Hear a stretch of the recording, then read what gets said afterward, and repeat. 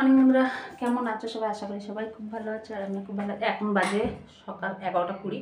আমার রান্নাবান্না সব কমপ্লিট আর রান্নাবান্না হয়ে গেছে। এখন হচ্ছে গ্যাসটা পরিষ্কার করবো, এই করবো। তো চলো আমি আমার ভিডিওটা স্টার্ট করলাম এখন থেকে। আগে রান্নাটা পরিষ্কার করিনি, তারপর দেখাচ্ছি তোমাদেরকে কী কী রান্না হয়েছে আজকে। তো দেখো, আজকে রান্নাবান্না শেষ হয়ে গেছে, এখন চলে আসলাম গ্যাস পরিষ্কার করতে। যে রান্নাবান্না করাটা তোমাদের সঙ্গে শেয়ার করলাম না, অবশ্যই করে দেখাবো যে কী কী রান্না করেছি। তার আগে চলো গ্যাসটা পরিষ্কার করে নিই।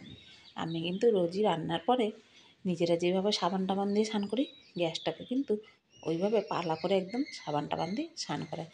যেদিন যেদিন আমার শাশুড়ি মুছে সেদিন আমি এমনি ভিজে কাপড় দিয়ে মুছে, আর আমি বুঝলে সাবান দিয়ে মুছি। হ্যাঁ, সাবান দিয়ে না মুছলে না নিজের মনটাও ঠিক শান্তি পায় না, খুঁতখুত করে, মনে হয় তেল তেল থেকে গেল। তারপরে হচ্ছে ওই গ্যাসে একটা দাগ থেকে গেল, আর সাবান দিয়ে মুছলে একদম সুন্দর পরিষ্কার হয়ে যায়, কিন্তু খুব সুন্দর পরিষ্কার হয়ে যায় আর চকচক করে, নিজের মনটাও শান্তি আর চোখেরও শান্তি। চলো তোমাদের সঙ্গে কথা বলতে বলতে আমি গ্যাসটা পরিষ্কার করে নিলাম। এরপরে গ্যাসের লোহা প্লেট এগুলো ভালো করে নিচে বসে ধুয়ে নেবো। বেসিনটাও কিন্তু ওই সঙ্গে আমি একবারে ধুয়ে নিই। কেন বলো তো, কেন কড়াই টড়াই ধুয়ে জল ফেলা হয়, বাসন টাসন লাগায় না, বেসিনটাও কিন্তু তেল তেলে হয়ে যায়। ওই জন্য একবার বেসিনের সামনে ওয়ালটুকু যেটুকু ধুয়ে পরিষ্কার হয়। আর এরপরে দেখো রান্নাঘরের মেঝেটা একটু সাবান দিয়ে মুছে নেবো, কেন অনেক দিন হয়ে গেছে মোছা হয়নি। আর রান্নার মেঝেটা না খুব তেল জমে গেছে, নেতা দিয়ে মুছলে বোঝা যায় যে নেতা সরে না। তো যাই হোক, ওই কারণে আমি হচ্ছে রান্নাঘরের মেঝেটা পরিষ্কার করে নিচ্ছি। আর এইভাবে বসে না এখন একটু ঘর টর মুছতে, মানে কোনো কাজ করতে বসে খুবই কষ্ট হয়, যেহেতু পেটটা এখন একটু বড় হয়েছে। তো এইভাবে বসে ভীষণই কষ্ট হয় এইভাবে কাজ করতে। আজকে কি কি রান্না করেছি সেটা আমাদেরকে দেখে দিয়েছে। এখানে আছে ভাত, সবার খাওয়া হয়ে গেছে, শুধু আমার শাশুড়ি বাকি আছে। এখন বাজে দুপুর 12টা। তো এই যে দেখো, আমার ছেলে দুপুরে খাওয়া বাকি আছে, ছেলে সকালে খেয়েছে, দুপুরে খায়নি। তো এই যে ভাত, আর তারপরে হচ্ছে কী করেছি, এখানে করেছে কাঁচা মুগের ডাল আছে। মা কাঁচা মুগের ডাল বসিয়ে দিয়েছিল, তো কাঁচা মুগের ডালই কালো জিরে দিয়ে আর শুকনো লঙ্কা দিয়ে সম্বর দিয়েছি। এখানে করেছি হচ্ছে শুক্তো, দেখতে পাচ্ছ বড়ি ছিল না, বড়ি ছাড়াই শুক্তো করেছি। আর করেছি হচ্ছে এই যে শাক ভাজা, লাল শাক ভাজা করেছিলাম।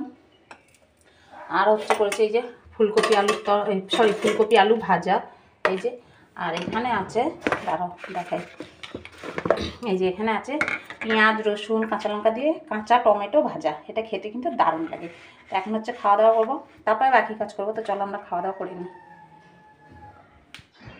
তো রান্নাঘর টান্নাঘর পরিষ্কার করে খাওয়া দাওয়া করে নিলাম আগে।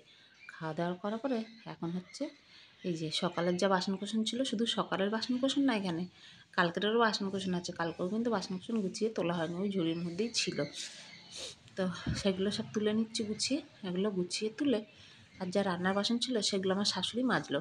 তো সেই বাসনগুলো আবার এই ঝুড়ির মধ্যে রাখবো, যাতে করে জলটা ঝরে যায় আর শুকিয়ে যায়। আর এই বাসনগুলো সব গুছিয়ে তুলে দিলাম জায়গা মতন। বাসনগুলো তুলে দিলে একটু গ্যাঞ্জাম কম হয়। আর কি বলো তো, এই যে আঁশলা বাসন এখানে ভেতরে রাখলে ওই আঁশলা পায়খানা করে এই করে, এটার জন্য আর খাওয়া দাওয়া হয়ে গেল। খাওয়া দাওয়া করে আবার অল্প একটু ভাত করলাম, ভাত কম ছিল তো বাবাই খায়নি। আর যদি দুপুরে দাদা খায় কিংবা কোনো সময় কোনো লোকজন এসে যায়, তাই একটু ভাত মানে হাঁড়িতে একটু ভাত রাখতে লাগে। তো তাই জন্যে অল্প একটু ভাত করলাম, অল্প করে আমার ছেলে খাবে আর অল্প থাকবে। যাই হোক, এখন হচ্ছে ছেলের জন্য গরম জলটা বসিয়ে দিই। 1:45 বাজে, তারা কুল মাখা খাচ্ছে, এখন বাড়িতে আসেনি। ওই গরম জলটা বসিয়ে দিই, তারপরে আমি কাজ করি।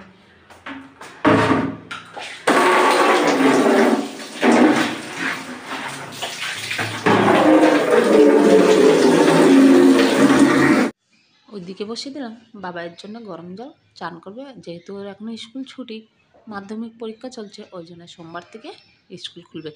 স্কুলটা খুললে একটু বাচ্চা বাড়িতে থাকলে না, এই সারাদিন বাইরে খেলা খেলা মন পড়ে থাকে।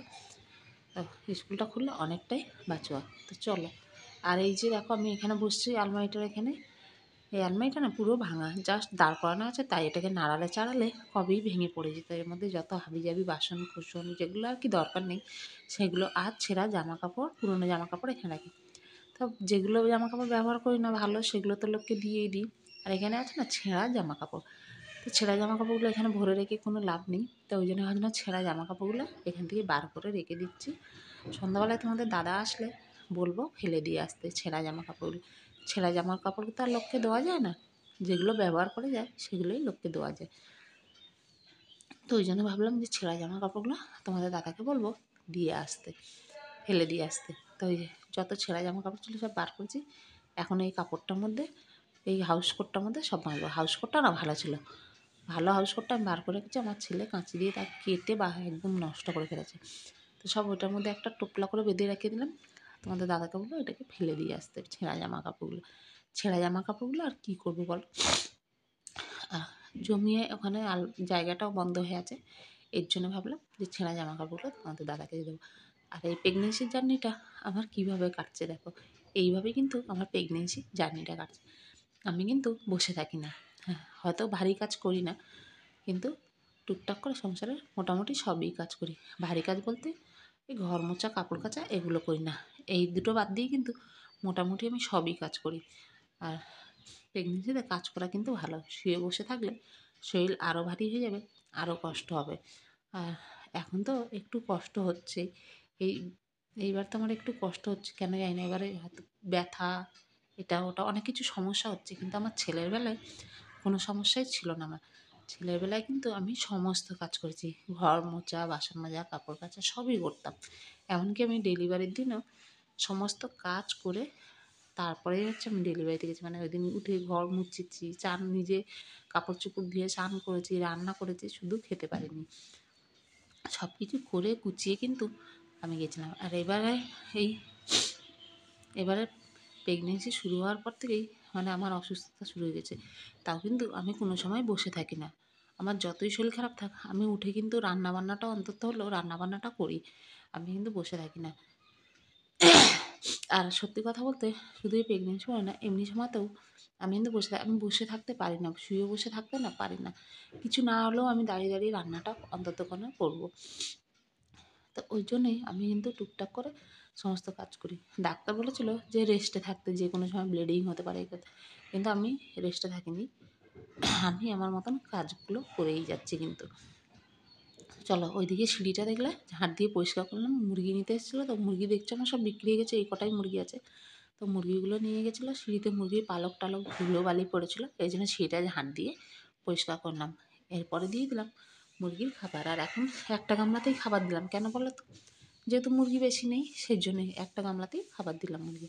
আর কয়দিন পরে এসে আরও কটা মুরগি নিয়ে যাবে, আর আমি ওই 10-12টা মতন মুরগি, 10-15টা মতন রেখে দেবো। ঘর সামনে অনুষ্ঠান আছে, লোকজন আসবে তখন লাগবে, আর ওই ঘরে খাওয়ার জন্যে। তারপরে চলে আসলাম দেখো জামা কাপড় তুলতে। এখন কিন্তু 12টা-1টা বাজতেই জামা কাপড় সব শুকিয়ে যায়। কেন, যেহেতু এখন ঠান্ডাটা নেই, আর তারপরে হচ্ছে এখন রোদ্দুরটা ওঠে মোটামুটি ভালোই, মোটামুটি ভালো না, এখন রোদ্দুরে বসা যায় না আর। তা ওই জন্যই এখন কিন্তু 12টা-1টা বাজতেই জামা কাপড়গুলো শুকিয়ে যায়। ওই প্যান্টগুলো দেখো একটু কোমরগুলো ভিজে আছে, যেহেতু গার্ডারগুলো মোটা, সেই কারণে প্যান্টের কোমরগুলো একটু ভিজে আছে, আর বাকি সব কিন্তু শুকিয়ে গেছে। আর মোটা জ্যাকেটগুলো তোমাদের দাদার ছিল, ওগুলো কালকে ধুয়ে দিয়েছিল, ওগুলোও শুকিয়ে গেছে। তো আমি আমার প্রেগনেন্সি জার্নিটা এইভাবেই কিন্তু কাটাচ্ছি, একদম শুয়ে বসে কাটাচ্ছি না। তো দেখো জামা কাপড় তুলে নিয়ে আসলাম, বাবাকে খেতে দিয়ে আসলাম। এখন আমি শাড়িটা চেঞ্জ করবো, নাইটি পরবো। পেটের এই সাইড দিয়ে প্রচণ্ড ব্যথা করছে, মানে পেটের এই সাইডটা ব্যথা করছে খুব, মানে বাঁ সাইডটা না পেটটা ব্যথা করে, একটু বসে থাকলে একটু করলে পেটটা ব্যথা করে। বাঁ সাইডেও শুতেও পারি না, প্রচণ্ড মানে বাঁ সাইডে শুলেও পেটটা ব্যথা করে। এখন একটু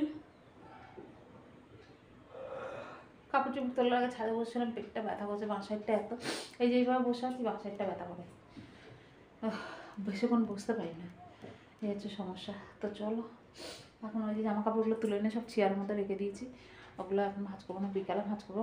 আমি করবো, নাহলে তোমাদের দাদা এসে করবে।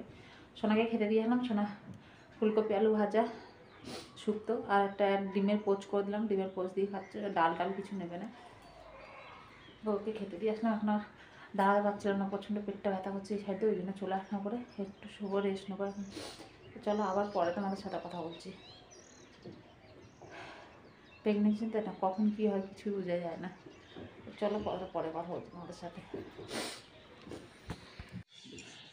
এরপরে চলে আসলাম একদম সন্ধ্যাবেলায়, আর শাশুড়ি এখন চা করে ডাকলো, আমি নিচে নামলাম। এখন হচ্ছে চাটা খাবো।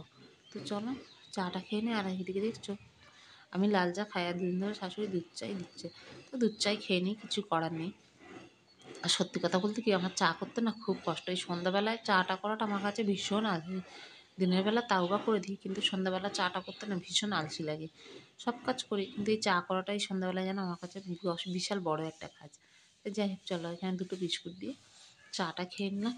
চা খাওয়ার পর দেখো যা চা খাওয়ার বাসন ছিল, তারপরে হচ্ছে দুপুরে আমার ছেলে খেয়েছিল, সেই থালাটা ছিল। ছেলে যেহেতু খেতে দিয়ে আমি ওপরে চলে যাই, ছেলে খাচ্ছিল, খেয়ে দিয়ে থালটাও কোনো সময় ও তোলে, কোনো সময় শাশুড়ি তুলে বেসিনে রেখে দিয়েছিল, সেগুলো ছিল। তারপর তোমাদের দাদা অফিস থেকে আসলো, টিফিন বাটি টাটি এগুলো সব ধুয়ে সন্ধ্যার জায়গাটা বাসন পড়ে আর কি, সেগুলো দেখো সব ধুয়ে ফেললাম, মেজে ধুয়ে এখন হচ্ছে চলো এগুলো রেখে আবার রাতে রান্নার জোগাড় করি। এখন বাজে প্রায় ওই 8টা মতন বাজে। আমি ওদিকে বসিয়ে দিয়েছি ভাত, আর এখানে দেখো বাসন টাসন ধুয়ে নিয়ে কতগুলো ডিম আমি ভালো করে ধুয়ে নিচ্ছি, ডিমের ঝোল আর ভাত করব। তো চলো, ডিমগুলো কিন্তু আমি যখনই সিদ্ধ বসাই তখনই কিন্তু আমি ডিম ভালো করে আগে ধুয়ে সিদ্ধ বসাই। কেন বলো তো, ডিমে কিন্তু অনেক নোংরা থাকে, আর সেই নোংরাগুলো ডিম সিদ্ধ করা একদমই উচিত না। লোকে ভাবে যে ডিমের ওপরে তো খোসা আছে, কিন্তু ডিমের ওপরে খোসাগুলো যখন ফেটে যায় জলটা তো ভেতরে ঢোকেই, তো ওই নোংরাগুলো তো আমাদের পেটেই যায়, বলো ওই জামসগুলো তো ডিমের মধ্যে গিয়ে আমাদের পেটেই যায়। এর জন্য দেখবে আমি সবসময় কিন্তু যতগুলোই ডিম হোক না কেন আমি ধুয়ে পরিষ্কার করে কষাই। এরপরে ডিমের জন্য একটু মশলা বানিয়ে নেবো, তার জন্য এখানে একটু পেঁয়াজ রসুন আদা ছাড়িয়ে নেবো। বেশি মশলা দেবো না, আমি 2টো রসুন নিয়ে এসেছি, কিন্তু 2টো রসুন দেবো না, আমি একটাই রসুন দেবো। আচ্ছা, পেঁয়াজ যেহেতু ছোটো ছোটো ওই জন্য 4টে পেঁয়াজ নিয়েছি। চলো আমি পেঁয়াজ রসুনগুলো ছাড়িয়ে মশলাটা বানিয়ে নিই। আর রসুনগুলো কী বলো তো, শুকিয়ে গেছে, এই কারণে না রসুনগুলো ছাড়াতে একটু অসুবিধা, একদম খোসাগুলো শুকিয়ে গেছে। আর একদম ছোট্ট ছোট্ট রসুন, একটু একটু রসুন দেখতে পাচ্ছ। আর এই দিকে দেখো আমি ভয়েস দিতে বসছি, ঘর ঘর ঘর ঘর মনে হয় একটা আওয়াজ পাচ্ছ তোমরা, তো প্লিজ আওয়াজটাকে ইগনোর করো। তোমাদের দাদার ছাদের ওপর মুরগি ঘর পরিষ্কার করছে, এর জন্য এই আওয়াজটা ঘস ঘস ঘস ঘস করে আওয়াজটা আসছে। রান্নাবান্নার দায়িত্ব কিন্তু আমার ওপরেই, রান্নাঘরে আমি যতক্ষণ না যাবো ততক্ষণ রান্না হবে না। ওই সকালবেলা উঠে হয়তো আমার শাশুড়ি একটুখানি ভাতটা ডালটা সিদ্ধ বসিয়ে দেয়, আর রাত্রিবেলা যদি শুধু ভাত করা থাকে তাহলে কোনো কোনো দিন উনি হয়তো ভাতটা বসায়, কোনো দিন আমি ভাতটা বসাই। কিন্তু তরকারি টরকারি এইসবের দায়িত্ব সবই আমার, মানে তরকারি টরকারি যা করতে হবে এই করতে হবে সবই আমার দায়িত্ব। আর সত্যি কথা বলতে আমিও দিই না ওনাকে করতে, সারা জীবন তো করেই এসছে। আর তারপর হচ্ছে তরকারি করতে গেলে উনি ওনার মতন করে যেমন তেমন করে এই মানে কি লঙ্কা টঙ্কা আর দেয় না, এই করে না। তো ওই জন্যই আর কি আমি রান্নাটা ওনার কাছে দিই না, রান্নাটা বেশিরভাগ আমিই করি, আমি বেশিরভাগ নয় আমিই করি রান্নাটা। আর এদিকে দেখো ছোটো ছোটো আলু, ওগুলো খোসা ছাড়িয়ে এদিকে ভাজা বসিয়ে দিয়েছিলাম, যতক্ষণ ডিম সেদ্ধ হচ্ছে মশলা করছি ততক্ষণ আলুটা ভাজা হোক। কম আছে আলুটা বসিয়ে দিচ্ছি, আলুটা ভাজা হতে হতে সিদ্ধও কিছুটা হয়ে যাবে। এর জন্য আর এদিকে করে নিলাম মশলাটা, আদা রসুন লঙ্কা টমেটো পেঁয়াজ সব কিছু দিয়ে পেস্ট করে নিলাম। আলুগুলো আমার ভাজা হয়ে গেছে, এখন হচ্ছে আলুগুলোকে সব উঠিয়ে নেবো। আর ছোটো ছোটো আলুগুলো আমি কাটিনি, একদম গোটা গোটাই খোসা ছুলে দিয়ে দিয়েছি। এদিকে ভাতটাও আমার মোটামুটি হয়ে এসছে, ভাতটা বড় গ্যাসে বসিয়েছি আর ওইদিকে বসিয়েছি ছোটো গ্যাসে। আর ডিমগুলো ভাজবো, ডিমগুলো ভাজার আগে একটু করে কেটে দিই, একটু করে ডিমগুলো কেটে দিলে কি হয় বলো তো, ভেতরে মশলা টশলা লবণ টবণ ভালো মতন ঢোকে, মশলা বলতে একটু ঝোল মশলা ঢুকলে ডিমটা কিন্তু খেতে ভালো লাগে। তো সেই জন্যই আমি যখন ডিমের ঝোল টোল করি তখন আমি ডিমটা একটু কেটে দিই। আর এখন হচ্ছে ডিমগুলো একটু লাল লাল করে ভেজে নেব। ডিম আবার ভালো করে ভাজা না হলে আমার দেওয়ার খেতে চায় না, ওই ডিম হালকা একটু ভেজে তুলে দিলে ও একদমই খেতে চায় না। ডিমগুলো এদিকে ভাজা হচ্ছে আর আমি এদিকে ততক্ষণে ভাত হয়ে গেছে, ভাতের মাঠটা গেলে নিয়ে চলো। আর আমার না প্রচণ্ড খিদেও পেয়ে গেছে, ভীষণ খিদে পেয়ে গেছে। সন্ধ্যাবেলা দেখলে দুটো তিনটে বিস্কুট দিয়ে চা খেয়েছি ওই যা। আর এদিকে সেই দুপুরবেলা 12টার সময় ভাত খেয়েছিলাম, তো প্রচণ্ড খিদে পেয়ে গেছে। ওই জন্য তাড়াহুড়ো করছি যে রান্নাটা হয়ে গেলে ওই 9টা 9:30টার দিকে ছেলেকে খেতে দিয়ে আমিও খেয়ে নেবো। এখন তো প্রায় 9:45 মতন বাজে, ছেলেকে খেতে দিয়ে আমিও খেয়ে নেবো। প্রচণ্ড খিদেই পেট চুচু করছে, আর এখন না খিদে পেলে থাকতে পারি না, ভীষণ পেটগুলা কেমন লাগে শরীরটা, খিদে একদমই সহ্য করতে না। আগে তো খিদে সহ্য করে ধরো সন্ধ্যাবেলায় কিছু না খেলেও সেই খিদে সহ্য করেই আমি সেই 12টা রাতে 10টা 10:30 11টা পর্যন্ত কাটিয়ে দিতাম, কিন্তু এখন একদমই সহ্য করতে হয়। যাই হোক, আর এদিকে দেখো একটা ফুলকপি কেটে নিয়েছিলাম যেটা ডিমের ঝোলে দেওয়ার জন্য, তা আলুটা আগে আলাদা করে ভেজে নিলাম, ডিমটাও ভেজে নিলাম। এখন ফুলকপিটা ভেজে ওর মধ্যেই মশলাটা দিয়ে দেবো, আর আলাদা করে তুলে মশলাটা দেবো না। এর মধ্যে দিয়ে মশলাটা দিয়ে ভালো করে কষাতে কষাতে মশলার কাঁচা গন্ধটাও চলে যাবে, আর ফুলকপিটাও আরও কিছুটা সেদ্ধ হয়ে যাবে। তো সেই জন্য ফুলকপির মধ্যেই মশলাটা দিয়ে আমি একদম কষিয়ে নিচ্ছি। এরপরে দিয়ে দেবো একটুখানি জিরে গুঁড়ো, হলুদ গুঁড়ো আর একটু সামান্য লঙ্কা গুঁড়ো দেবো। আমি যেহেতু কাঁচা লঙ্কা বেটে দিয়েছি, আর লঙ্কা গুঁড়ো আমি বেশি খাবারে ব্যবহার করি না, তো ওই জন্য হালকা একটুখানি দিলাম, যে লঙ্কাগুলো ঝাল হবে কিনা ওই জন্য বলতে পারো ওই 2-3 চিমটি মতন দিয়েছি। তো এখন দিয়ে দেবো আলুগুলো। মশলাটা কষানো হয়ে এসছে, ডিমগুলো রেখে আলুগুলো দিয়ে আবারও ভালো করে মশলাটা দিয়ে কষিয়ে নেবো। তাহলে আলুগুলো যদি একটু বাকি থাকে সেগুলোও আর একটু সিদ্ধ হয়ে যাবে। আর ঝোল দিয়ে তাহলে আর বেশিক্ষণ ফোটাতে হবে না সিদ্ধ করার জন্যে। চলো ভালো করে কষিয়ে নিই। কষিয়ে নিয়ে তারপরে এর মধ্যে ডিমগুলো দিয়ে দেবো। মশলার কাঁচা গন্ধটাও চলে গেছে, এখন হচ্ছে ডিমগুলো দিয়ে দিলাম। ডিমগুলো দিয়ে আর একটু ভালো করে নাড়াচাড়া করে জল দিয়ে দেবো। আর ডিমগুলো দিয়ে একটু কষিয়ে নিয়ে জলটা দিলে সেই ঝোলের টেস্ট কিন্তু আলাদা হয়। আর ঝোল ফুটে যাওয়ার পরে ওপর থেকে ডিম দিলে সেই ঝোলের টেস্টটা কিন্তু আলাদা হয়। দেখবে তোমরা বানিয়ে খেয়ে দেখো আর আমাকে বলো যে কেমন। দুটো ঝোলের ডিফারেন্স দেখবে, যে একসঙ্গে দিয়ে কষালো, মশলার সঙ্গে দিয়ে কষিয়ে ঝোলটার টেস্ট আলাদা, আর ঝোল ফুটে গেলে ডিম দিলে ঝোলটার টেস্ট আলাদা। যে মশলা কষানো হয়ে গেছে, সব কিছু কষানো শেষ, এখন একটু পরিমাণ মতন জল দিয়ে দিলাম। ফুলকপিগুলো যেহেতু সিদ্ধ হয়নি তাই দিয়ে ঢাকা দিয়ে দিলাম। ফিরে আসলাম আবার কিছুক্ষণ পর। এখন দেখে নেবো ফুলকপি টপিগুলো সব ঠিকঠাক সিদ্ধ হয়েছে কিনা। চলো, আর ঝোলটা আমি একটু পাতলা পাতলা করেছি, বললাম বেশি মশলা দিইনি, পাতলা পাতলা করেই করেছি যেহেতু রাতের খাবার, ওই জন্যই। তো এখানে আমি একটু ফুলকপিটা দেখে নিচ্ছিলাম খুন্তি দিয়ে যে সেদ্ধ হয়েছে কিনা। আলু তো সেদ্ধ হয়েই গেছে, তো ফুলকপিও সেদ্ধ হয়ে গেছে। আর আমি ঝোলের পরিমাণটা এরকমই রাখবো। দুপুরে কোনো তরকারি নেই, ডাল আছে শুধু, আর একটু ফুলকপি আলু ভাজা ছিল, তো ওই জন্য। আর এখন দিয়ে দিলাম একটু গরম মশলা, দিয়ে নাড়িয়ে আমি কিন্তু গ্যাসটা অফ করে ঢাকা দিয়ে দেবো। কিছুক্ষণ রেস্টিং টাইমে রাখবো, তারপর ছেলেকে খেতে দেবো, নিজে খাবো, খেয়ে দিয়ে চলে যাবো। তারপর ওরা যখন খিদে পাবে তখন খাবে। তো চলো আজকের মতন ভিডিওটা শেষ করলাম এখানে।